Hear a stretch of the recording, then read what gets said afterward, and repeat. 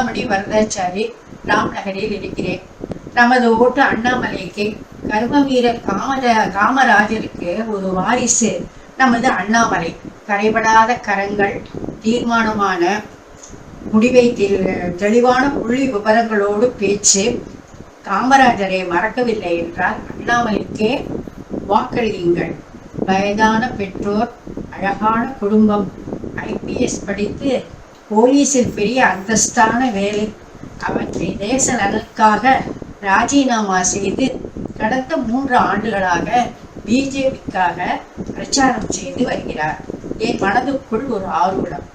MP பதவி அண்ணாமலை பெற்று மத்திய மோடி அரசின் கீழ் பாதுகாப்பு அமைச்சராக வருவார் என தோன்றுகிறது. அவரது அஞ்சா நெஞ்சம் துணிச்சலான முடிவுகள் அதற்கு காரணமாக இருக்கிறது. நமது ஓட்டு அண்ணாமலைக்கே வெல்ல வைப்போம் வாரி.